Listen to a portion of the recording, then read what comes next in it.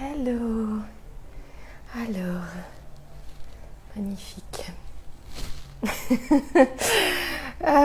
C'est l'heure du café. Oui, je bois du café, c'est pas bien du tout. On m'a posé une question sur la loi d'inversion des cétones. Et je me disais que je pourrais faire une vidéo et je laisserai Facebook transcrire la vidéo en texte. Comme ça, ils s'occupent de l'orthographe. C'est magnifique, j'adore la technologie. Après, ce sera pas de ma faute. Les fautes de syntaxe, tout ça, ce sera Facebook. Moi, j'y serai pour rien. Donc voilà, bienvenue dans cette vidéo. Je suis Cécile Mahé, auteure du blog Plantes Essentielles et du livre Huiles essentielles, maîtriser leur pouvoir. Alors, qu'est-ce que c'est que cette loi d'inversion? En fait, on en parle souvent par rapport aux cétones. On en parle par rapport aux cétones parce que c'est la famille biochimique qui a été la plus étudiée par rapport à ce phénomène. Ce phénomène, c'est quoi? C'est qu'en fait, en fonction de la dose que vous allez prendre, pam, les effets s'inversent. C'est-à-dire que jusqu'à un certain point, ça va être une huile essentielle plutôt dynamisante.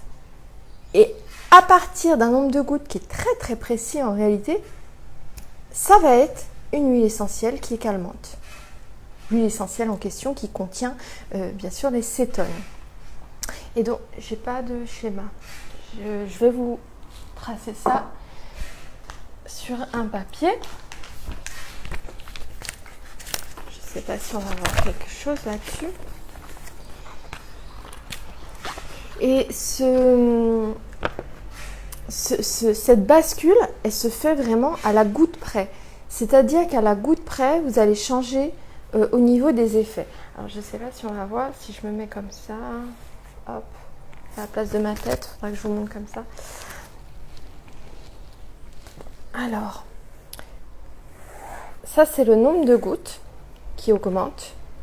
Et là, c'est un effet. Alors là, ça va être 0 goutte. Et donc, vous augmentez ici. Mais pas énormément, jusqu'à peut-être 2-3 gouttes. Je sais pas. Hop. Jusqu'à 2-3 gouttes. Ça augmente. Vous avez un effet qui est dynamisant, positivant. Ok, super.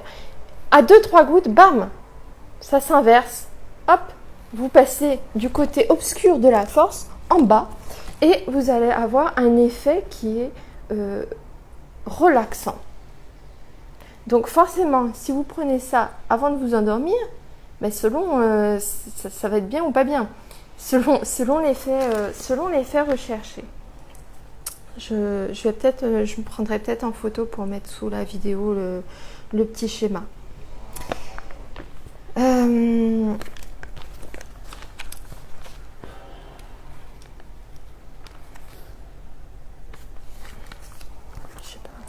Ouais, on va faire comme ça. Là, on va dire que le pic, il est inversé à 5-6 gouttes. Où vous avez fait un effet calmant.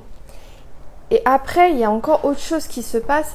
C'est que vous avez un effet avec les cétones, qui est l'effet justement qui est assez dangereux et qu'on ne veut pas atteindre finalement. C'est que vous avez un effet qui est épileptisant. Alors là, c'est encore autre chose.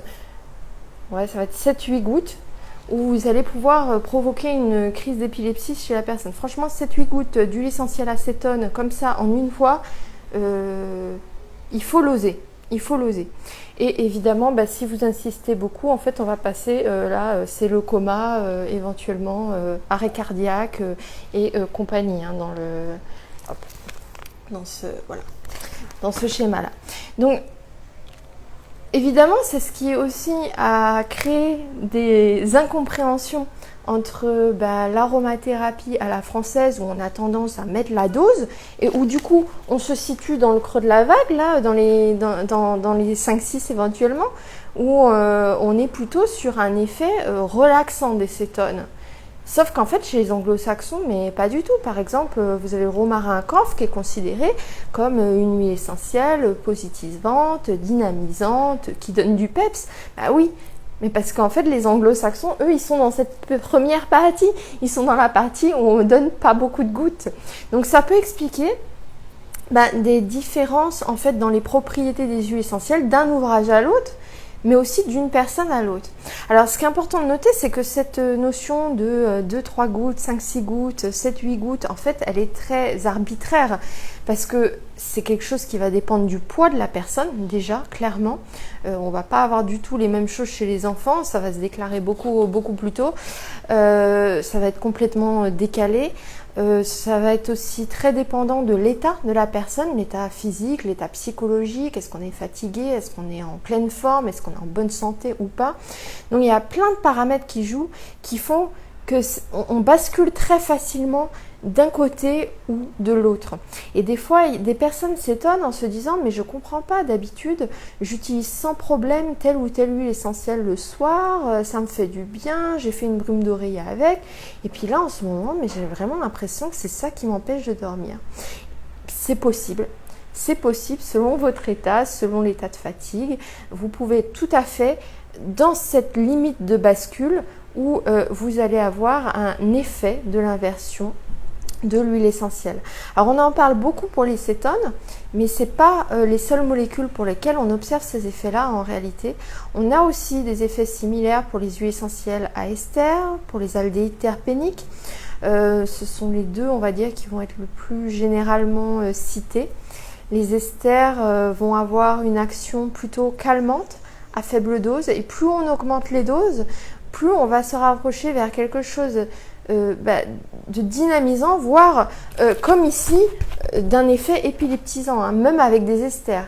Les aldéhydes suivent le même process que les esters, avec un effet calmant à faible dose et plus dynamisant à forte dose. Ça, c'est pour les huiles essentielles, les molécules et les huiles essentielles qui sont référencées dans la littérature. Après, à titre personnel, moi j'observe ces effets-là avec beaucoup d'huiles essentielles qui ne contiennent pas forcément ou des esters ou des cétones ou des aldéhydes terpéniques.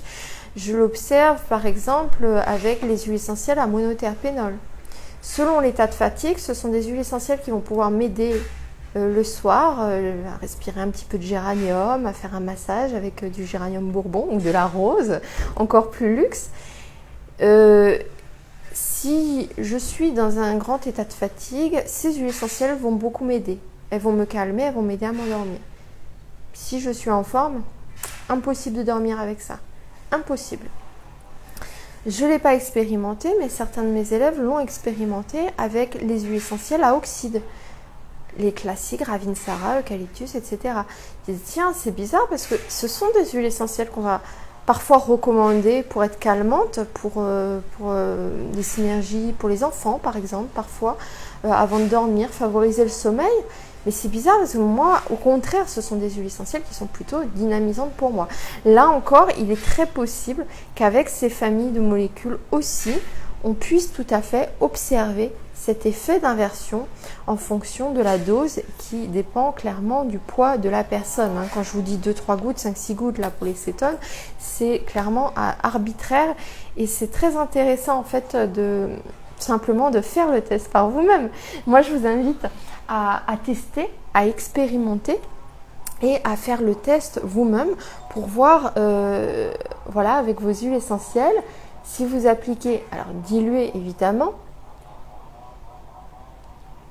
Alors tiens, je vais essayer d'appliquer 3 gouttes avec de l'huile végétale et de voir ce que ça donne. Le lendemain, j'essaye d'appliquer 6 gouttes et je vois s'il y a une différence. Et c'est très amusant de voir qu'il peut y avoir une différence, mais ça peut être aussi lié à l'état émotionnel du moment. Donc c'est pas toujours facile de déterminer ce qui va jouer.